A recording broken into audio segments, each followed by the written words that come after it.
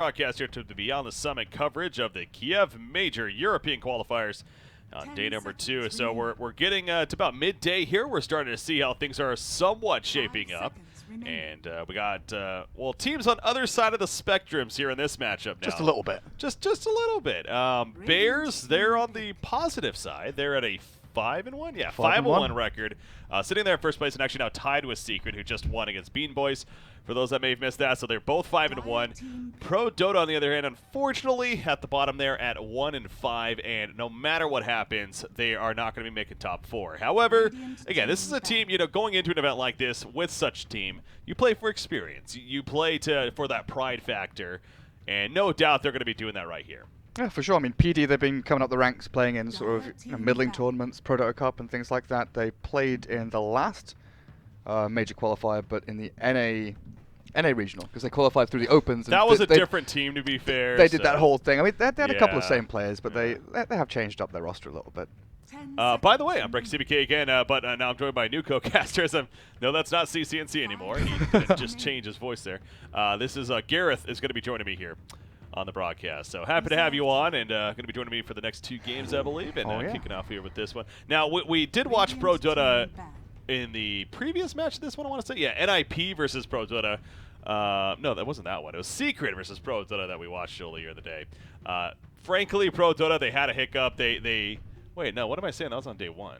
It was against Cloud9. I'm all over the place. Anyways, they played a team. There are so many games, dude. There are so many games. There really is. And now with the open qualifiers on top of that, which a team like Prodota played. Yeah, Prodota's played like 20 games in these last 4 days. That in itself is ridiculous. The point is, though, they didn't look too good earlier. They looked a little shaky. So I'm expecting a good response for them. And they got a good draft to start with the Centaur Rubik. Yeah, that Rubik has been huge for them as well. I think Insania has been kind of the star player for them. You know, Garter is solid in the safe lane. Miko's been exceptionally good mid with his Invoker and other heroes. But I think Insania's Rubik has been the gel that's holding this team together, honestly. Yeah. His spell steals, his positioning, everything has been pretty spot on. But honestly, PD, the scoreline they have in this group stage, it looks real bad. You know, they're 1-5, they've lost the majority of their games. The one win they have was against Bean Boys, who are in a similar position. They're like down at the bottom of the table. But I don't think that Prodota have had... Oh, okay, bar one game. I don't think they've had any like bad, disappointing performances. They've played well, they've drafted well, everything's been kind of solid. They've just kind of been pipped at the post by more experienced teams, right? Which is understandable. Yeah. I mean, you go into an event like this again. I don't think Prodota, now, and knowing Insania especially, he's a very competitive person, and you know, in his mind, maybe expected there's a chance that they could have made top 4, which there could have been. There's nothing that's hell EPG. I mean, we talk about a team that's maybe surprising people. That's a team that's surprising people. They just defeated Alliance, as we saw. They're 4-2 now. They're in contention for the surprise tiebreaker. Yeah, what is that? Like 4 teams at 4-2 right now? That's going to be pretty ridiculous. So hopefully by the end we'll have a clear idea. But yeah, again, we're both on the same page. I'm sure everyone understands that. Yeah, Prodota play to get the more experience, and you have a chance here against Bears to get more, and definitely an up-and-coming team. But Bears, again, they're looking to stay on top here, and they do have Coddle Invoker to start, so the Firo Invoker we're going to see again. Coddle, as always, a dangerous hero, and now a Pudge even. With that third pick. The Pudge is, you know, reasonably normal. We've seen Pudge kind of come to the forefront of that roaming 4-role, you know, hero pool that people have been picking up a fair amount. But Queen of Pain for me is a surprising hero. This hero's like fallen off the map completely. I think EE most recently, maybe 3-4 weeks ago, maybe a bit longer actually. My chronology is a bit messed up. Maybe a little over a month ago picked it up. But no one else plays this hero. She's squishy. She's very tempo reliant. She needs to consistently and seamlessly progress from one item to another, because if she starts to fall off, she falls off super hard. Because the majority of her damage, you know, is magic and pure from a Scream and her Sonic Wave, her ultimate. And once you start to see, you know, BKBs or burst heal from mech or sticks, or, you know, sustained heal through urns, she really does struggle to find and finish off kills. So this Queen of Pain has to be, you know, babysat, but I think more importantly, Prodota have to start the game quickly. One more note on that, too, is that Queen of Pain, she really did die off, didn't she, with the talent tree. I guess it wasn't the talent tree nerf, it was more so the Blade Mill, nerf, yeah. That with her level 25 talent, that was actually just pretty ridiculous. In fact, reflected, and you could essentially never kill her unless you had insane burst damage. So that taken away, yeah, she really dropped off, especially after that. But Mickey, being a very YOLO-ish player, as I like to describe, it kind of does fit his theme of hero. So that's where I think it kind of makes sense for them, but you are right to definitely suggest that in general, no doubt not a popular hero as of late. Now, they get an Ursa on top of that, so continuing the aggression. Yeah, it definitely keeps things in that vein. PD have played a bunch of Queen of Pain in the past month, apparently, actually, just looking back at their recent drafts. Okay. And usually they pick it up with, kind of tempo pushing power, Luna, Beastmaster, things like that. But in this game, what's their final support hero going to be?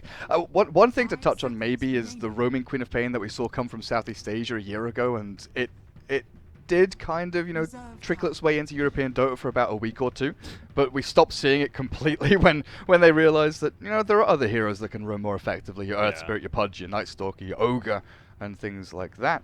But Prodota currently, they've got Centaur for catch, they've got Rubik to kind of displace people in team fights. I'm a little bit worried about their laning stage, though. Timbersaw match up against Ursa, Timbersaw gets shredded. So I do wonder if it's going to be like a dual lane Timber Cottle up top, Pudge roaming around looking for kills that way.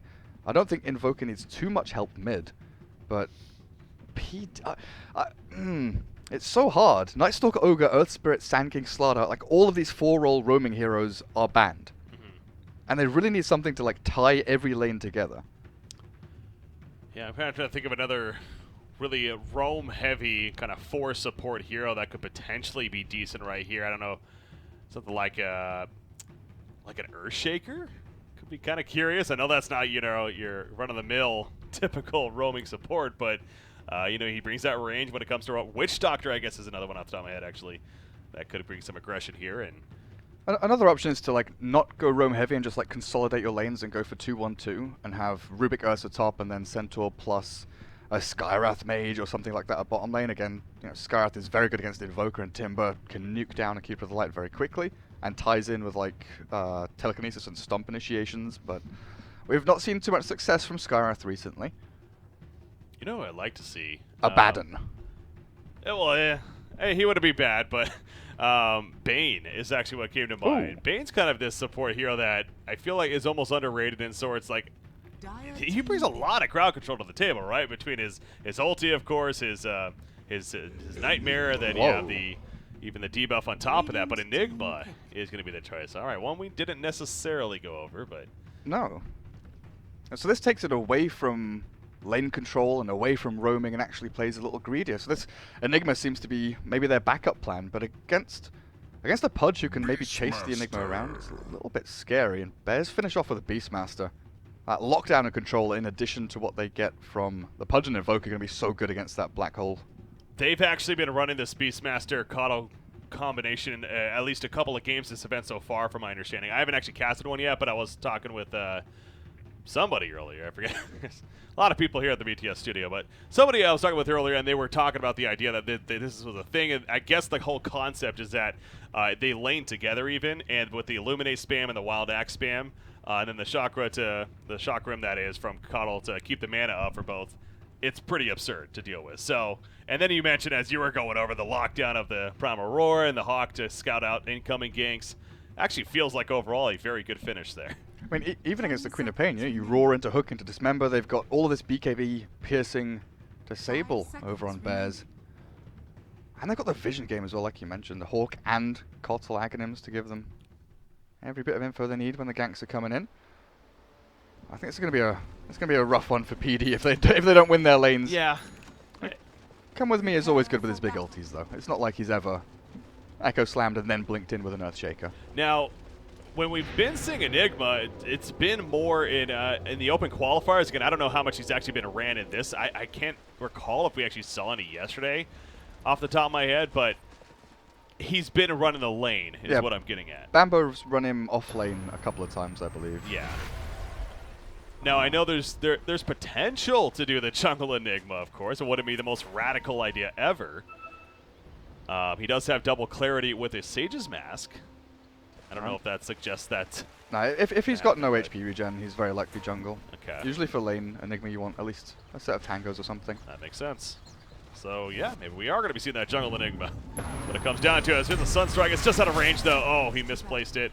Even if it hit, however, the hook was out, and Fata does get hooked in to survive. So unable to collapse there. But yeah, I mean, you also look at Bear's Lab, kind of looking at Bear's Lab a little bit more now even. They don't necessarily have that one core, right? It's really more an Invoker for the late game presence and Timbersaw too, but they don't have, you know, the hard carry core necessarily.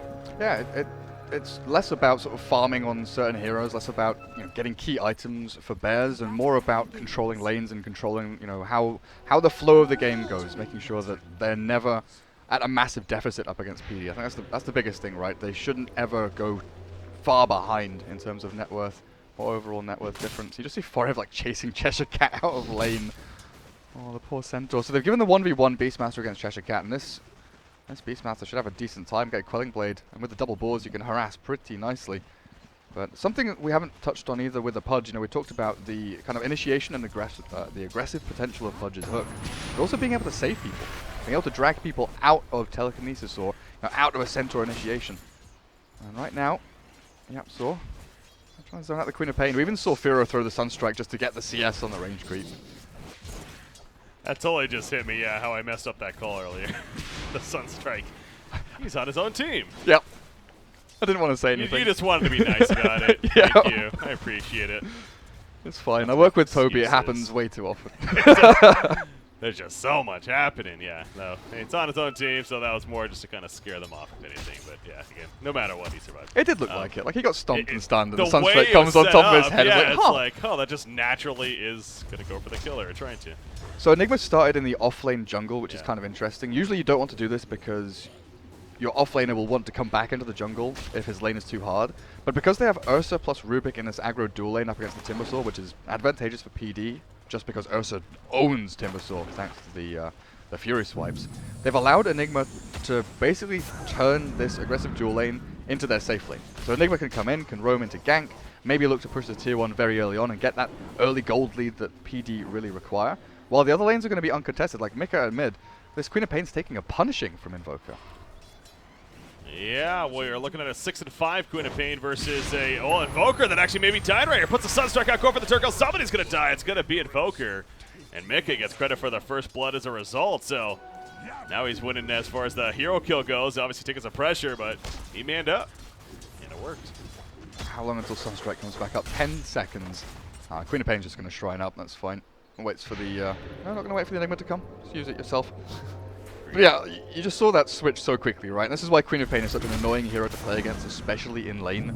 You think, right, I've got the damage on her, I've managed to shove her out of lane, burned through regen, then suddenly she's blinking on top of you with level 2 Shadow Strike and killing you when you thought you had the upper hand. Yeah, that Q from the Shadow Strike there from Queen of Pain is actually a pretty good damage. It adds up over time, especially this early on laning phase.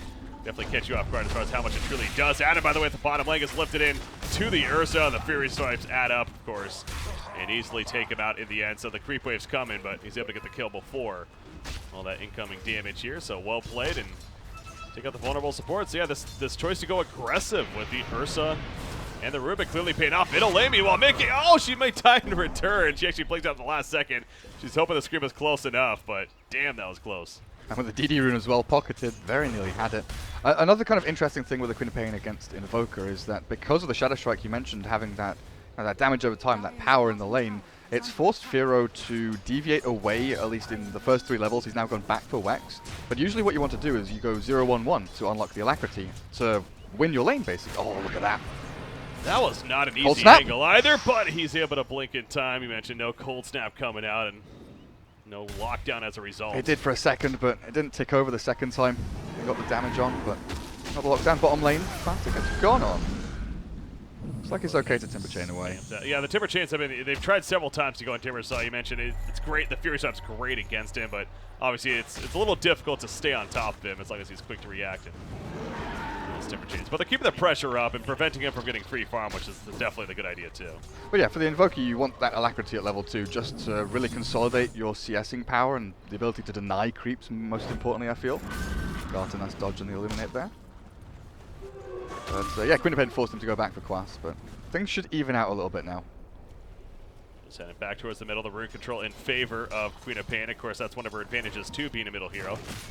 That blink that she has, able to get there in time and pick it up. Oh, the creep at the top lane.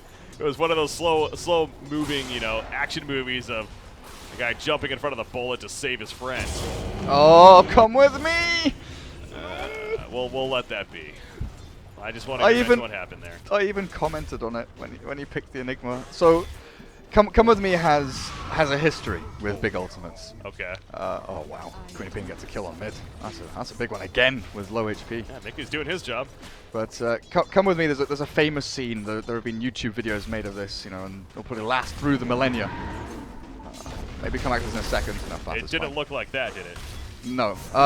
Basically, he was playing Earthshaker, and it was like a really important game. He needed to win the next team fight. He just bought his Blink Dagger. He was like, right, this is my time to go. I'm going to go Echo Slam. And then he Echo Slams the floor and then blinks into the middle of like 5 enemies and dies. Yeah. Okay, that's actually pretty funny. Yeah, poor Come With Me. And he'll never live that down.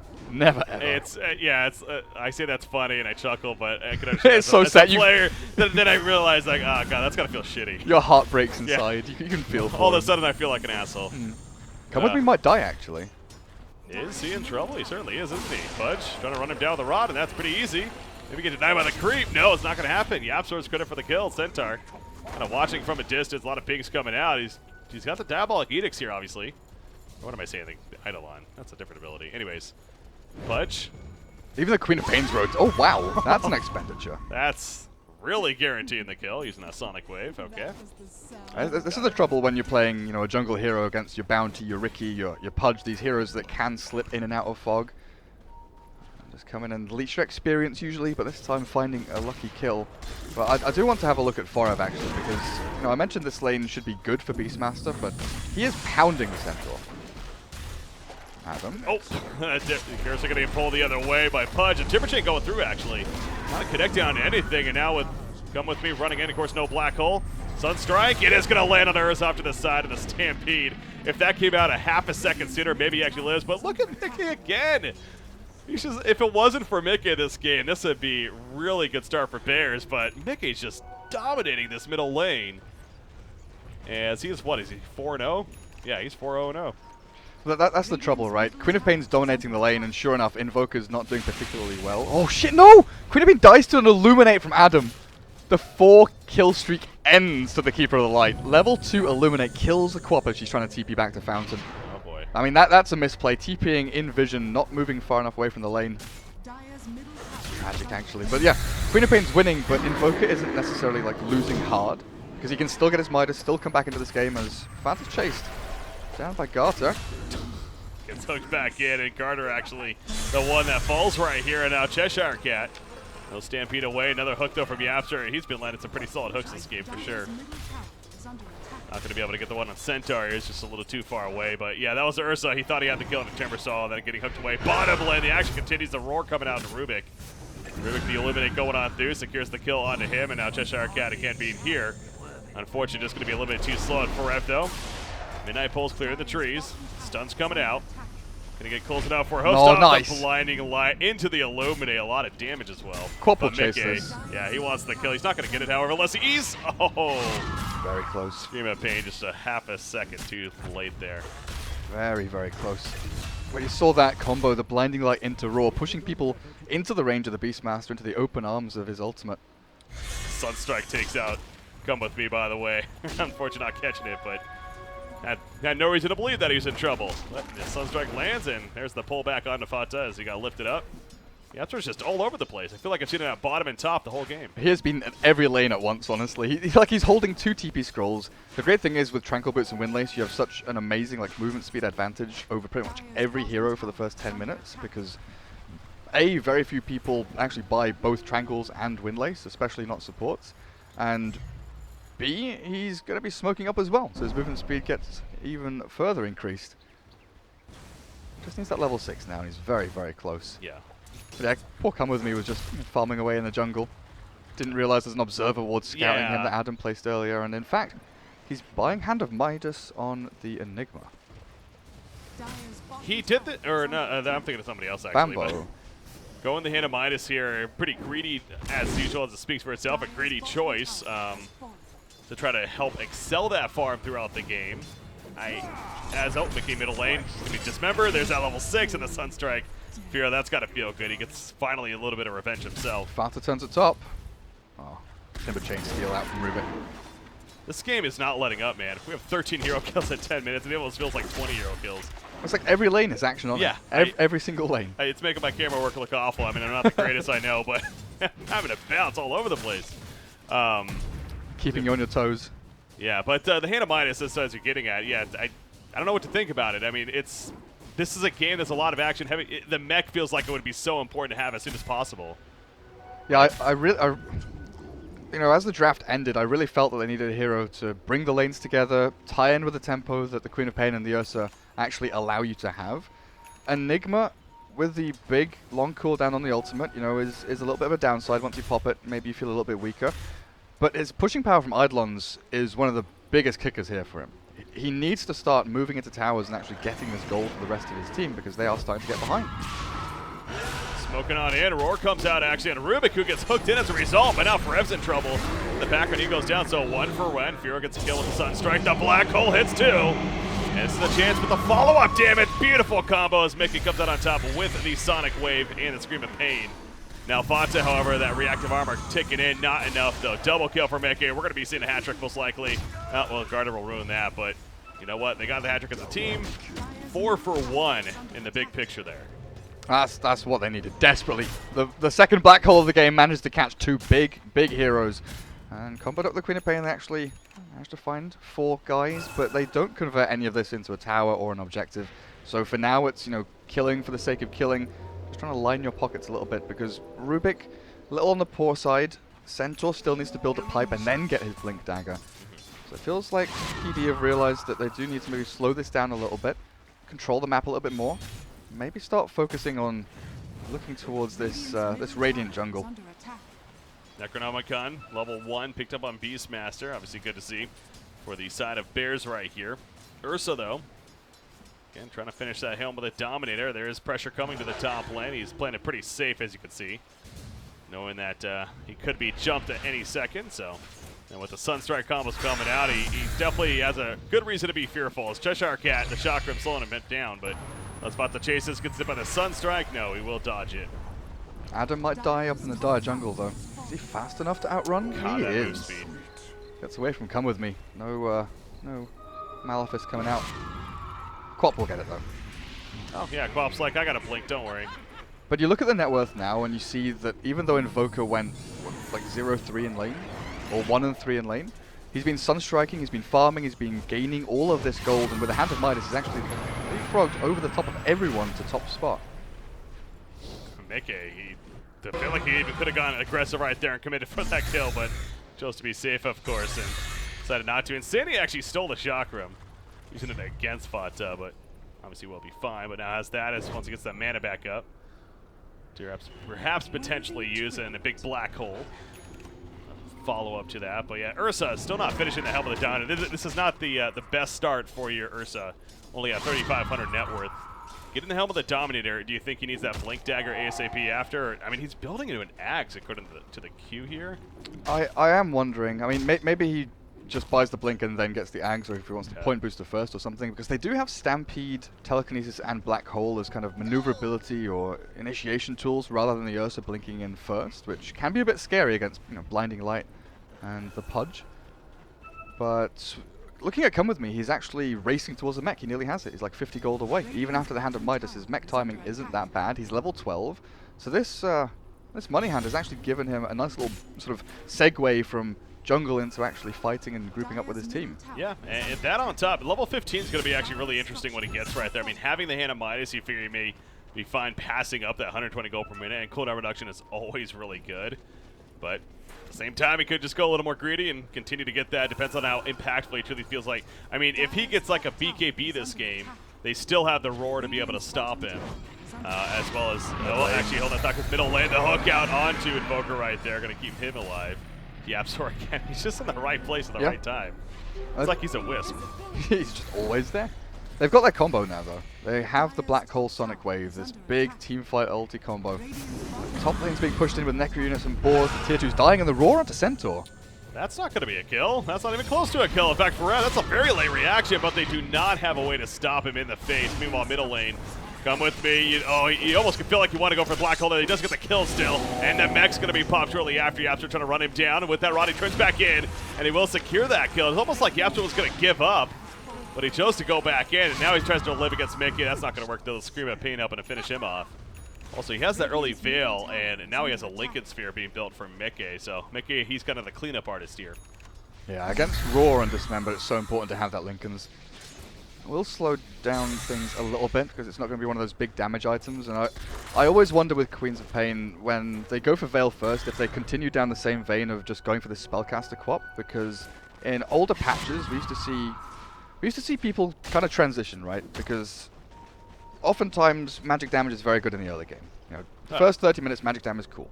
But then there's BKBs that come out, there's loads of heals, people are higher levels, they have more strength and more HP, so magic damage, that kind of flat DPS does diminish a lot. People used to go for like Assault Cuirass, Mjolnir, a Daedalus, or even a Bloodthorn wouldn't be too bad for the Queen of Pain here. I don't know about this. Yeah, and that's why Pudge Hook is good. Well, it's not even that, though, honestly. Even without the Pudge Hook there, I don't think they're killing that Timbersaw. He was still well above half-life. Centaur was running in, but is he going to be able to do enough damage to kill that Timbersaw in time? So it seemed like a very greedy decision right there to go for the kill. Fred, meanwhile, top lane. Again, he's just going to TP right in front of Mickey, knowing that he has no way to stop him. The animation cancel at the end, though. Yeah, that kind of the scare there. But that's like the third time they've TP'd away from a Queen of Pain gank. Maybe she even considers like a... No, she's going for Orchid. She's going for Orchid, not yours. Okay. Well, yeah, I was actually just about to say the same thing you were getting at, though. Like, it's almost like, because of how the game's gone here, yeah, Yules feels like it could actually be decent, but... I mean, the Orchid's also very good. Yeah. I feel Orchid's better here than the Lincolns for the same reason I was sort of mentioning earlier. It just gives them more damage output. They need damage, and once the Centaur has Blink, which is 200 gold away from, that will give them a stun. That will give them an initiation tool to actually start team fights off correctly. We're going to stop the Roshan attempt, but this could be a fight now breaking out. The roar in the back on a Queen of Pain. Now comes the Sunstrike, going to land out at half-life immediately, but she still has a Sonic Wave. Oh, is going to cancel actually the last second. Timbersaw wasn't picked up, by the way, as Ursa on the back lines. Now going for Yapster, use that Dismember. Mickey blinks in, and the Stampede to help chase them down. That's a double kill for Prodota. Now, where will they go? They want to go for the tier 1 tower, it looks like. And Roshan is still up, though. Look at this tower. There's no glyph left, and the Invoker's just bust a bunch of his spells. I don't know if Fire really wants to come in around behind. His Necrobook's on cooldown for another 7 seconds, and he has no Roar. Fighting into this is pretty risky, so he just places the Hawk down in the pit. Make sure they've got vision over there. Obviously, he used that last fight, as you had mentioned, so doesn't have that Roar for another 30 seconds right now. Prodota, they are going to reset, though, spread out, so no Roshan just yet. Again, with an Ursa, as he was attempting to do there, you figure they could easily do that earlier on Roshan attempt, but not so easy. They'll spot it out, Bear's able to protect, and you don't want to force the issue either. If they're going to be scouting it, then you might as well leave it alone for now. Obviously, people can't see, but I've been muting my mic and turning it on again because I've needed to sneeze for the past like 3 minutes, and it's just not like it's not giving up. It won't come out and it won't go away. Something was going on. It's just like, come on, please. Like I'm not coughing or anything. That's just the worst feeling too. Yeah, and that's like I beg. Sting a little bit. It hurts. All right, Roshan being done by Bears, though. You got to come with me again. The Black Hole not ready just yet. 25 seconds, so they steal Roshan. Stampede activated, however, in the background. As Beastmaster, he did use that Roar, but the Sonic Wave tears him apart. Firo, he will be able to Ghost Walk before Queen of Pain can finish the job there. Dismember, I heard being used as to see Mickey blinking back in. Now Yapsor, he's caught in a pretty bad spot. Mickey going to probably try to run him down. Does have another blink coming up. No, nice dodge, though, initially. But now Timbersaw going to be the new focus. That's Punch very close. Nice deny. Did he deny himself? Okay. Rots himself to death even with a Shadow Strike up on him. But that fight works out pretty decently for Bears. One deny, they only lose the Beastmaster as one casualty, but they got the Aegis and the Roshan most importantly. So now Invoker pretty much with impunity can shove and push lanes, can farm wherever he wants as long as he's got maybe one hero behind him, the Kotl or the Pudge, while PD needed that Aegis on Ursa. You know, we've mentioned kind of how behind he is in terms of net worth. He's middle of the table. He's behind Beastmaster, behind Centaur. He has no initiation tool.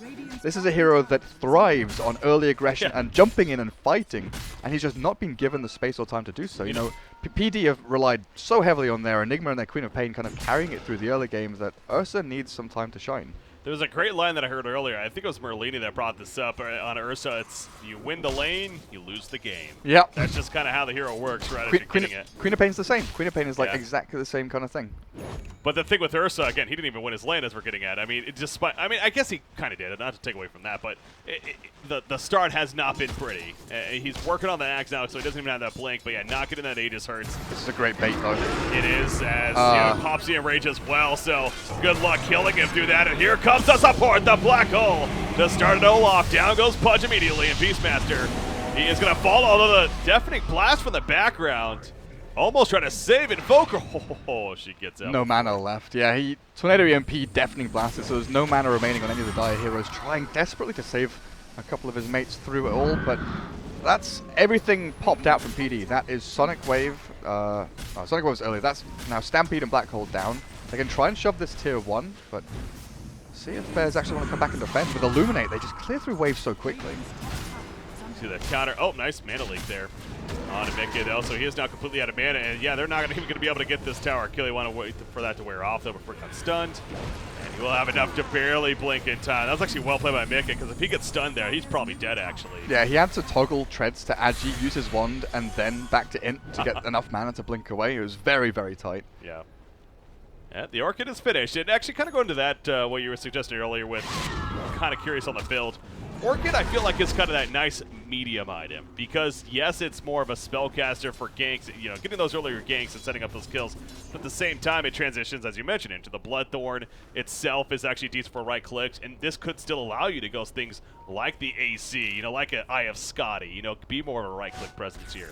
Yeah, it's also like a hand forcer, right? Because, again, if you're a Timber or an Invoker against an Orchid carrier, you need to go a Lotus or a BKB or a Manta style, and that's going to force Invoker and Timber to really consider their next item choice. It looks like Timber's going to go Yule Scepter to cancel out the silence. Invoker, has he got Lincoln's queued up? It looks like he does. Yeah, so it's forcing two heroes to deviate away from kind of,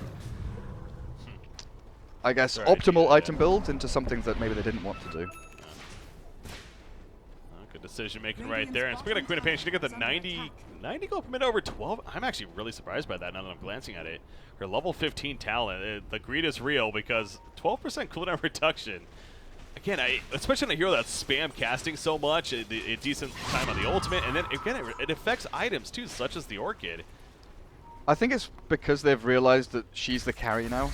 She needs as much gold and as many items as she possibly can, and if they are playing this way for the rest of the game, where they're kind of one and done in team fights, you know, they Black Hole, they Sonic Wave, they Stampede just to win one team fight and then push on and propel themselves forward from that, then cooldown reduction doesn't, you know, mean that much because you want to tie your time your cooldowns kind of together, right? Black Hole is obviously longer than Sonic Wave and Stampede, but if you can Stampede and have Sonic Wave always off cooldown together, and maybe Black Hole every second Sonic Wave together, and it makes a lot more sense. Carter enrages again and runs away. Just in case. He is, again, trying to finish that axe and actually about 200 gold away. So he almost has that axe. He doesn't have a blink yet, but axe, it's understandable why he maybe wants that. Being able to activate it especially. All under distress, pretty important. Timbersaw bottom lane. They're going to double jump it between Enigma and the Queen of Pain, and the Scream comes out. As well as a Sonic Wave to guarantee that kill. No Black Hole necessary. He buys out. Oh, he denied himself. Okay. He didn't lose that much gold either. He bought as many items as he could. Does lose a few Bloodstone charges. Yeah. So that's not the biggest deal there, and that's extra critical that they didn't use a Black Hole. Get that kill. Sunstrike! Oof, Insania just avoided it. Stampede now, they want to turn on it for Heavy. Just roars in the face, though. But Beastmaster's still going to get caught. A counter roar coming out from Insania. I love that. That's pretty important that Forev gave away the Primal Roar as Quap finds another and might find again? Oh my gosh. Wow. They kill Fata. Oh no. 2 deaths in quick succession by that Timbersaw. So what's he down to now? 5? 5 Bloodstone charges. And Queen of Pain just racking up these kills, but might get caught here. Caster's Curse of Swords coming in. Mickey will fall on Firo. That's an 800 gold bounty there. And this here is one of the biggest points in the game for a Queen of Pain. You know, you're 11-3, you had a 7 kill streak, and you've just died. You've got a lot of gold saved up, but your next movements as a team, super important. So keep that tempo going and not die again. Hat hook! Yeah, long range. Is that, I swear, I feel like some Pudge players make it seem like they have an Aether lens, even though they don't. Like, I could have sworn I was going to click on the inventory and see an Aether. So, there are a couple of spells that have this weird thing where Nixon Pale, Lion, Earthspike, and Pudge Hook, and there's a couple of others, they have a range, but at the end of that range, the spell, like, animation or the spell hitbox has an additional range of like 120 or an extra like 150 or something. So the animation lands, but then heroes behind it also get hit. Dota 2! Dota 2! Unnecessary, dumb mechanics that don't make any sense. Well, they took advantage of that one right there for sure, so huge catch onto the Centaur. And yeah, that's interesting they make that point though about the Queen of Pain, because yeah, it's basically making the point of if she can kind of keep up that momentum she had from just before that death, then okay, maybe we're fine. But yeah, if she dies again right here, we're kind of continuing to slow things down as Sandy gets picked off. Firo did a good job there of finding a free kill. Then it's going to start going downhill, you figure, for Prodota, because she's been the saving grace. Again, this Ursa has been, I almost said useless, but not useless, just not really that viable is a nicer way to put it, I think. He's kind of been a throwaway hero, right? He's there, he's a body in team fights, he's annoying to deal with, he baits out, he's a spell sink, he's a damage sink. He kind of soaks up all of these roars and necro units and all that, and gives space for the rest of his team to come in with the big ultis. And speaking of big ultis, Black Hole's ready in about 10 seconds. Really would not be surprised to see PD just group up, smoke, and go and look for a fight somewhere, but the big question is where? Roshan will find out when he respawns soon. I think maybe a big point of contest for them as long as they can keep vision and scout it out. But Bears, one step ahead again, has a Hawk already over the pit. And tier 2s are hard to push into because every single lane is being shoved out. Again, due to this map control we mentioned during the draft of Kotl, Beastmaster, Invoker, every single lane is being shoved across to the dire side of the river. Yeah. So finding this kind of point of entry is near impossible. Going back to the Black Hole being up on Enigma, he actually ended up getting that BKB, and I meant to bring this up earlier because he was building it for a while there. As I was talking about earlier, I mean, they still have the Roar. They still have Roar to be able to stop the BKB channel of the ultimate. And do they have anything else? I guess they've got like Hook, Hook Roar, too, yeah, and right. Invoker with Cold Snap and Tornado. And so even that. So I guess you really look at all that. I mean, it feels like, is it really the best choice here, knowing that they still have all those options? I mean, against Roar and Hook, obviously it's not ideal, but it's more to do with the Invokers like Tornado, Cold Snap to make sure he doesn't get randomly tornadoed mid-Black Hole. And also the fact that, you know, maybe if he catches that Beastmaster inside, he's able to actually get the full duration out. Well, we'll have to wait and see if that opportunity arises, of course, but no doubt that's going to be a target that he especially is looking for when it comes to those Black Holes. Either that or if it's on cooldown, if he knows for sure. But I think he's also going to be looking to be kind of the second wave when coming into a team fight. Centaur will go in first, look for, you know, the three-man stomp, try and catch a couple of people off guard. And then once a couple of spells have been expended, you know, Roar always gets used straight away in a team fight. You're going to roar someone up, get it on cooldown, make sure you've locked someone down, and then come with me, Roar. So be kind of the counter of sorts. Yeah. As far as being patient in these fights. So yeah, we'll see what happens there. Insania, obviously he no longer has that Roar. He did die to Invoker, so unfortunately won't have that to take advantage of anymore, at least unless he steals it again. Centaur, the Shiva's being worked on for him. So he's not going the Ags, and I always kind of scratch my head a little bit whenever, because I hear this conversation all the time. It's like Ag Centaur is so good, and just on paper it's so good, 60% damage reduction. The fact that he's not going for yet, even going to Shiva's first, what do you think? Yeah, Ags on Centaur's really good against burst damage just because of that kind of 4-second duration with the damage reduction. It's not great against extended periods of damage like Necro units, Forge Spirits. Invoker obviously does have his combo, but if you're in the air for 2 seconds and then the combo's dropped on you, that's 2 seconds of Stampede gone. So I can understand why Cheshire Cat is not going it, because it doesn't give you as much value as we've seen from previous Centaur games where you just mitigate the entire initiation from an enemy team. It's probably pretty good against, you know, if someone gets hooked and dismembered and caught with a Roar and Necro books around, but for extended team fights, which I think PD are expecting here, Going for a Shivers is better. Oh, it would be nice to have here for the Ursa who gets caught before the Enrage, though, finally uses it. Out comes the Roar. Gonna finish him off. Still can't, though. That Enrage doing the work. Finally will go down, though. Queen of Pain, not enough return damage. Make anything happen, but Insania joining the party. They'll lift onto the Pudge right there, but put himself in a pretty bad spot. He ends up going down there as a result. As now Mickey, he's still cutting on the outskirts, trying to deal with this boar, actually. Has to blink away, but kind of a spread fight right here, but definitely working for Bears as Timbersaw trying to chase further, and is going to catch the Enigma. Black Hole is ready. He pops the BKB, actually. Is he going to Black Hole now? Oh my god, he does. He Black Holes the BKB working, but the lift on him. Mickey actually is not really able to combo the best. They do kill Timbersaw, but what a Black Hole at the end, actually. Works out somewhat. Not only gets a kill, but it saves him. And now Centaur, Cheshire Cat have to deal with the Ice Bath, goes for the Stomp, says, I'm going to take you with me. That's not going to work, though. Okay, but Come With Me lived, actually, throughout all that. He did, and look at Queen of Pain going back in again. Oh, Firo quick on the fingers. Ghost walks out. And these TPs, like they might just catch Forev. A little satisfied with that kill, though. Because he got that Black Hole off. Yeah, Queen of Pain has kept it up as well. Hasn't had that dip in form still. Looking pretty good. 12, 3, and 8. Hasn't died since we said that she shouldn't die. Always very important. And now Roshan. Oh. With 3 heroes dead, 2 of them respawning about now for Bears. No Beastmaster, no Hawk, no Vision. I wonder if Firo just goes in. Being Aegis. I mean, Firo's doing his best. The meatball, so definitely not Carter. Oh no. Oh, it hits, but it's not enough for the kill. Rubik gets hooked in though, and he's gonna die.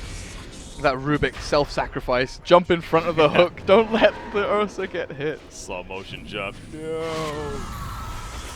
And now it's bought time for Beastmaster to respawn. And maybe for Bears to look for another team fight. Look at that.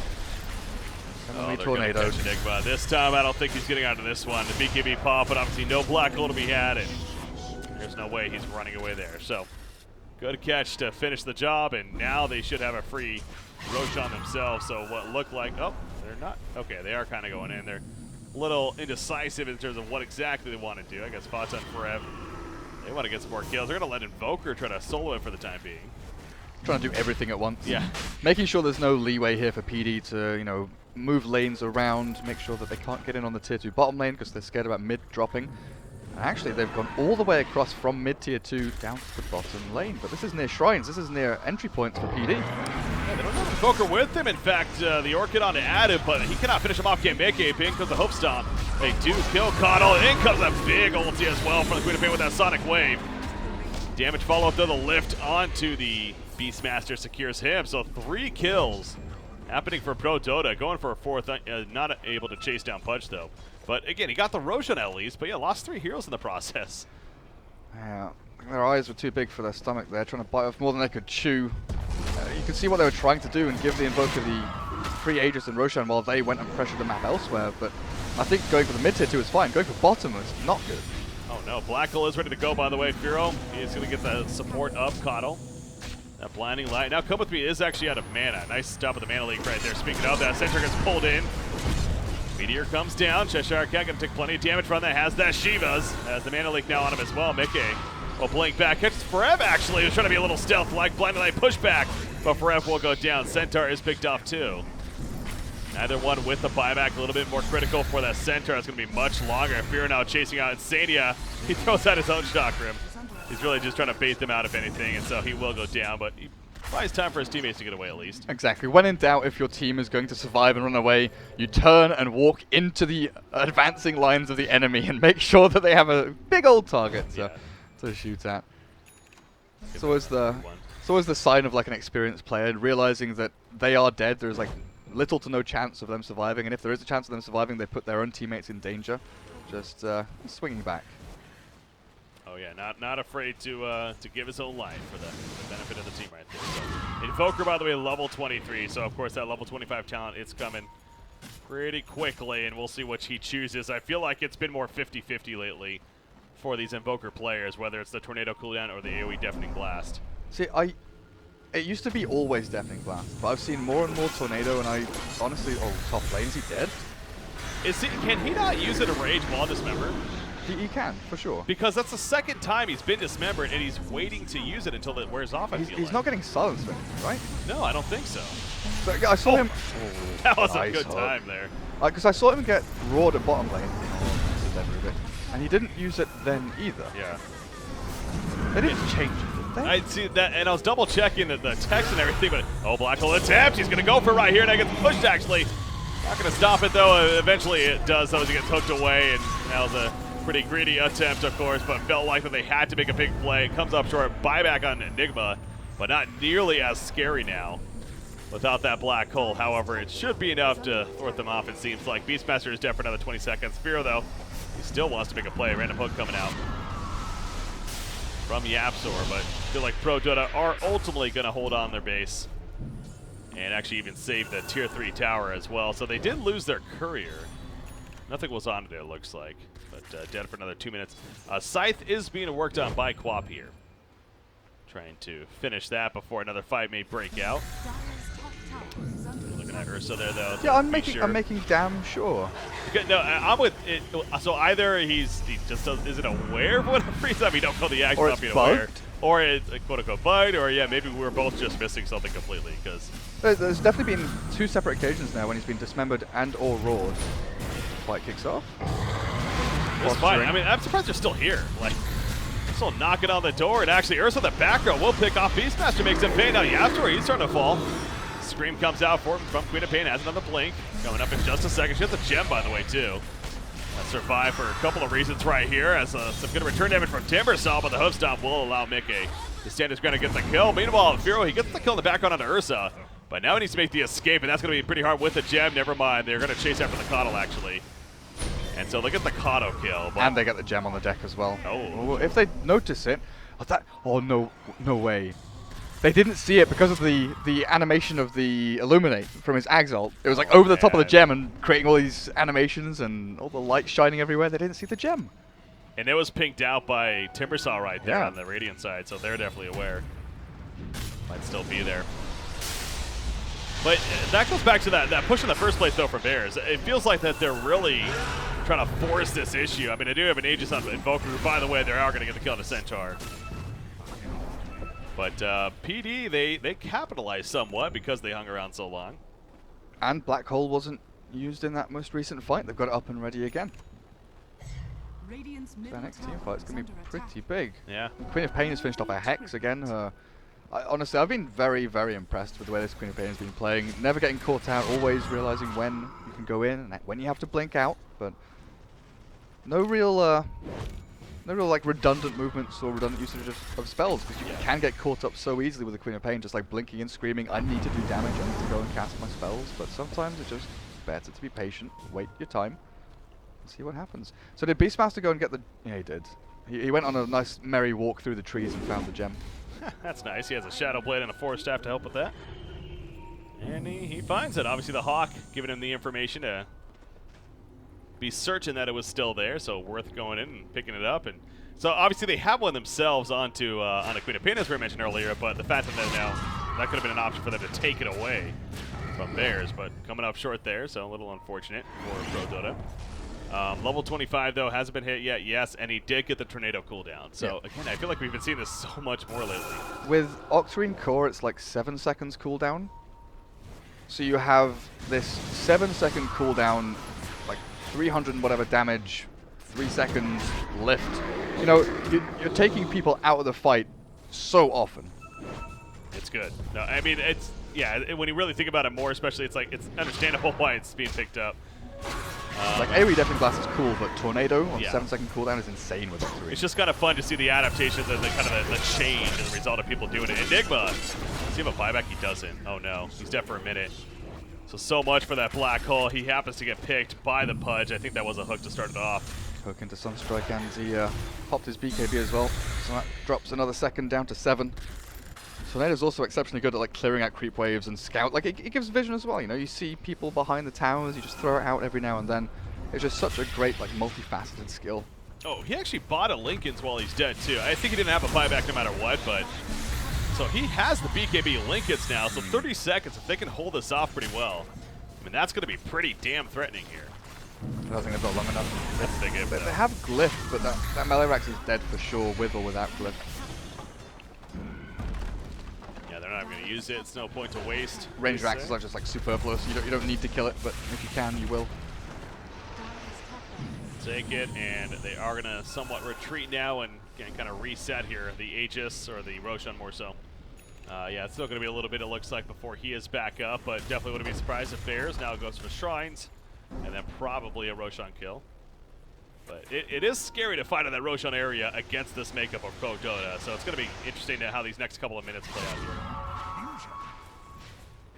So the last thing you want to do is give them good hope. But the Axe, by the way, on center, he's 1,000 gold away. It's finally getting into it. But yeah, buybacks are still very important. You know, you pointed out on the Enigma, buying out that Lincoln Sphere, and now actually heading into a Refresher Orb. It's always hard to say with heroes like Enigma, right, whether you should keep buyback or not, because if you are able to blink in and get the ultimate of your life with a Refresher Orb and get a second ultimate off on 4 or 5 people, then buyback's not necessary. But if you are caught and killed by, you know, a Randy Hook or Beastmaster finding you with a Hawk and blinking onto you and killing you off, and you don't have buyback and you have a Refresher Orb and double ult is not utilized, it's such an awkward position to be in. Yeah. It's a very all-in position to be in, especially with the team, like you said, with the Roar, with the hooks especially. It could be, you really have to make sure that you stay alive. So double damage route, by the way, right at the Roshan pit, and he's almost up. So this is, again, I go back to being interesting here how this game's going to really turn in the next minute or so, or how it has potential at least. Timber's go for a turn. Timber's actually doubled down on defensive items, Lotus and Yule Scepter over on him, so he's able to dispel the Sheep Stick, the Scythe of Ice of Queen of Pain off of someone, as long as it's not himself. Yule's to get rid of the Bloodthorn on himself, they've got Lincoln's on Invoker. And I wouldn't be surprised to see another Lotus Orb on one, yeah, Keeper of the Light building another Lotus Orb to try and dispel another Hex, so they will always have multiple heroes who can get rid of that initiation tool.